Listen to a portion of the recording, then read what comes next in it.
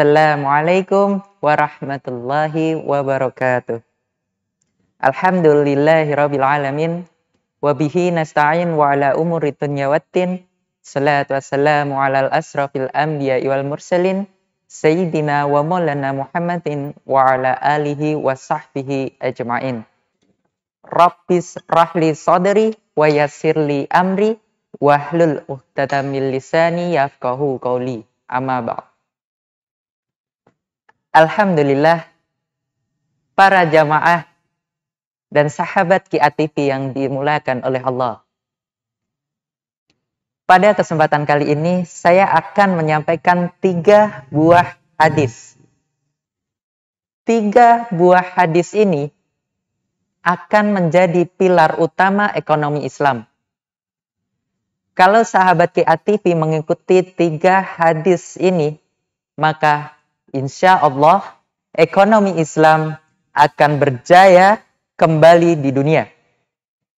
Yang sebetulnya merupakan tafsiran dari la'allakum tattaqun.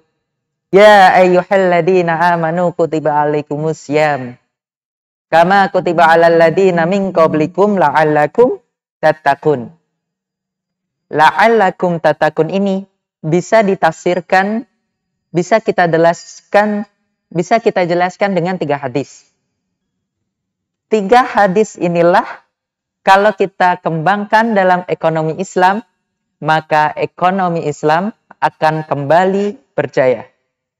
Hadis pertama, Rasulullah Shallallahu Alaihi Wasallam bersabda, "Amantu billah sumastaqim." Waktu itu Rasulullah pernah ditanya oleh seorang sahabat, "Ya Rasulullah, jelaskan padaku apa itu Islam, yang dengan penjelasanmu itu aku tidak perlu bertanya lagi kepada siapapun apa arti Islam." Maka Rasulullah menjawab pertanyaan itu dengan amantu billah sumastaqim.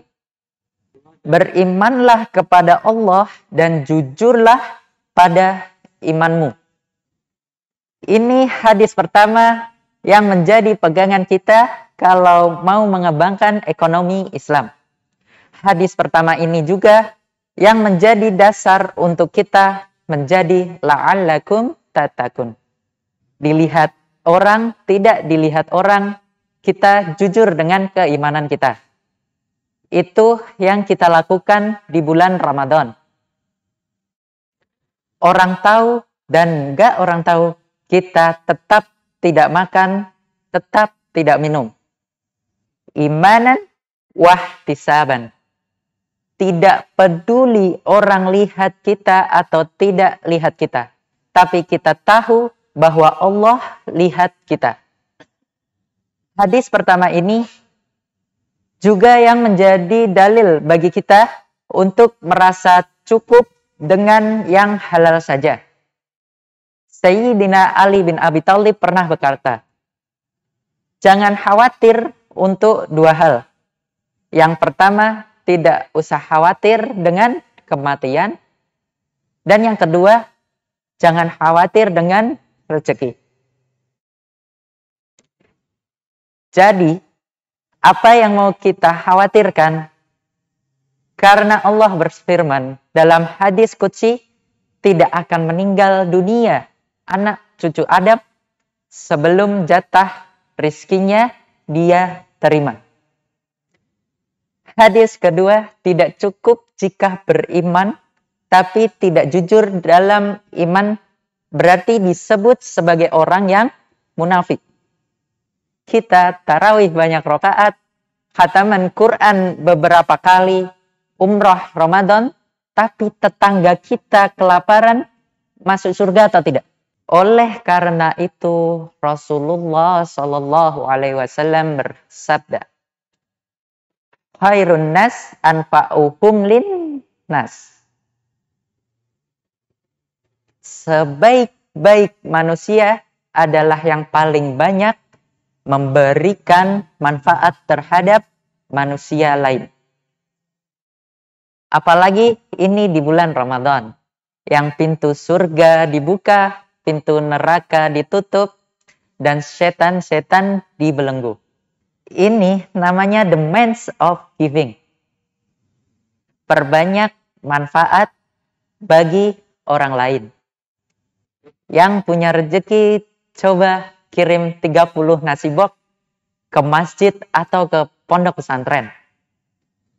Karena Rasulullah bersabda, siapa orang yang memberikan makanan kepada orang yang berpuasa, maka pahalanya seperti orang yang berpuasa.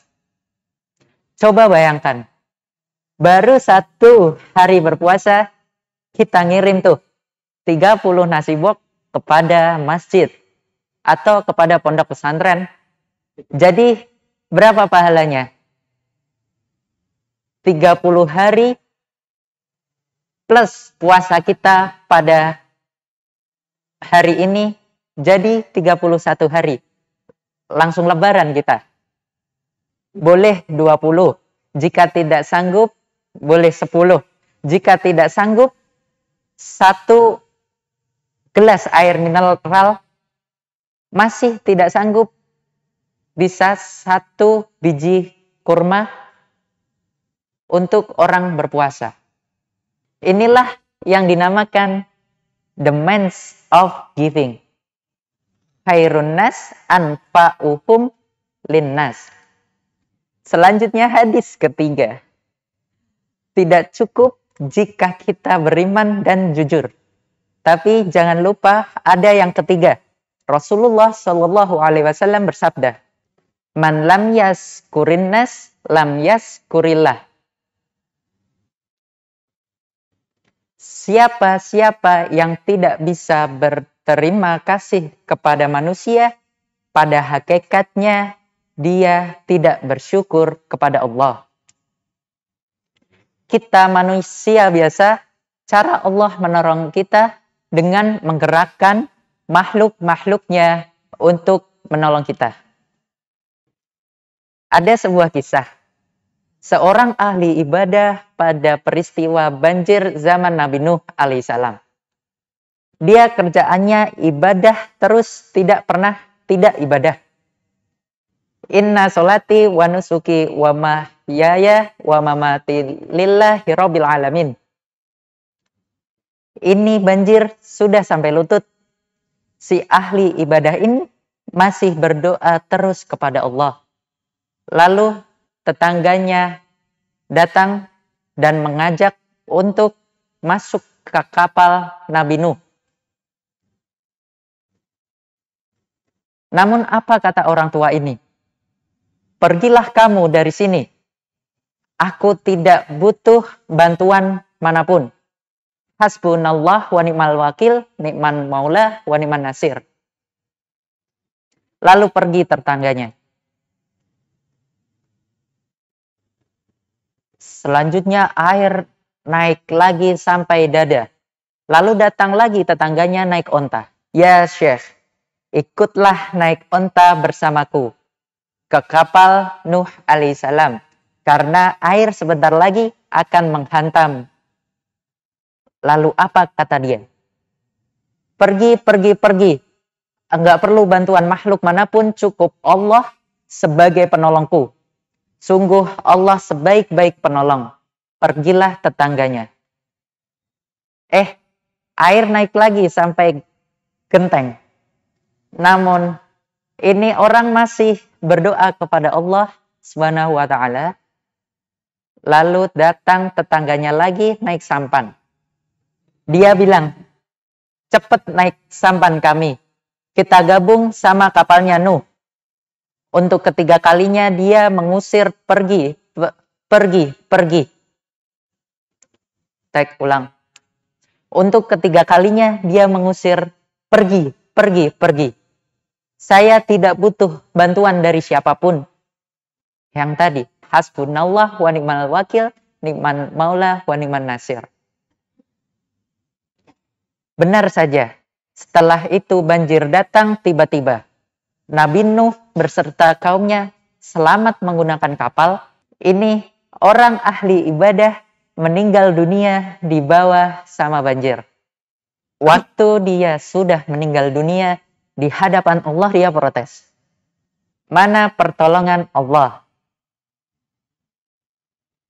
Apa kata Allah? Allah katakan, bukankah aku kirim pertolongan 3 kali kepadamu, tapi hatimu terlalu sombong untuk menerima pertolongan yang aku kirimkan. Baru orang ini sadar. Jadi 3 orang yang tadi adalah kiriman dari Allah.